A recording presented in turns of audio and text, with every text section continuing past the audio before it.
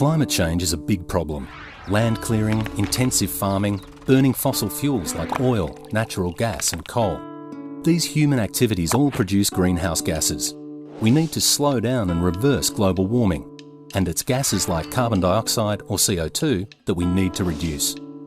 The Australian coal industry knows it plays a role in the problem, and we want to play a role in any climate change solution. That's why we're investing $1 billion in carbon capture and storage. It means we capture the CO2 emitted by burning fossil fuels, compress it into a liquid which is transported to a storage site, then store it safely and permanently deep underground. There are hundreds of active carbon capture and storage projects worldwide. This video will show you some of the key methods being used. In pre-combustion capture, coal is combined with oxygen to create a gas. It's made up of carbon monoxide and hydrogen. Adding water to this gas causes a reaction. It converts the carbon monoxide into hydrogen and CO2. The CO2 can be safely captured, while the hydrogen is burned to drive a turbine and generate electricity. It can even be used to feed fuel cells for cars. In post-combustion capture, the fossil fuel is burned as normal. But before the flue gas travels up the chimney, it passes through an absorber column. This is filled with liquid solvents called amines, which absorb the CO2 before it can enter the atmosphere. Superheated steam is then passed through the chimney. This releases the CO2 from the amines, and it can now be safely captured. The last of the key capture methods is the oxy-fuel process. Before combustion, nitrogen is stripped from oxygen in an air separator. The leftover oxygen is then purer than the normal air we breathe. When combusted with a fossil fuel, it produces CO2 and water vapour. This combination is put through turbines to generate electricity. Afterwards, the water vapour is cooled, condensed and removed, and the remaining CO2 gas is safely captured. Those are the three main carbon capture technologies: pre-combustion, post-combustion and oxy-fuel.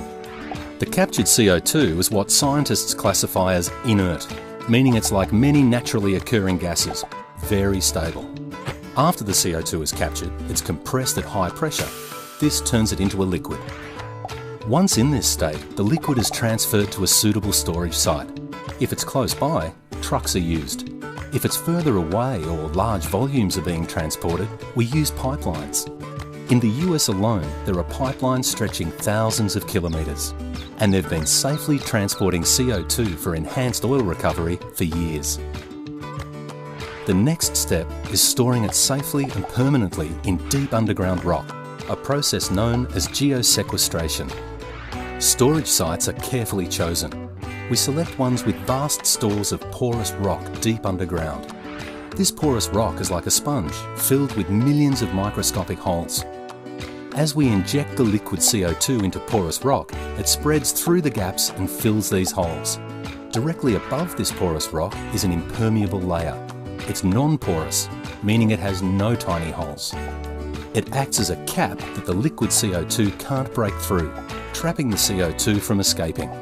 It mimics a natural process. Hydrocarbons like oil and natural gas have been doing this for millions of years. Over time, the CO2 can be dissolved in salty non-drinking water, or react chemically with surrounding rock, producing stable carbonate minerals. We're also trialling storing the carbon in saline water-saturated rocks, depleted oil and gas fields, and coal seams.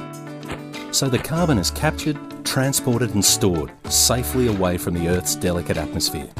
But the process doesn't end there. A sophisticated monitoring system is in place to keep track of our stored CO2. Monitoring is done on 3 levels: the subsurface, the soil, and the atmosphere around the site. Capture, transport and storage techniques have all been successfully used for many years. The challenge now is creating a fully integrated system, one which can be built into new power plants and bolted onto the existing ones. Think of the difference this will make. Successful carbon capture and storage projects are underway all around the world.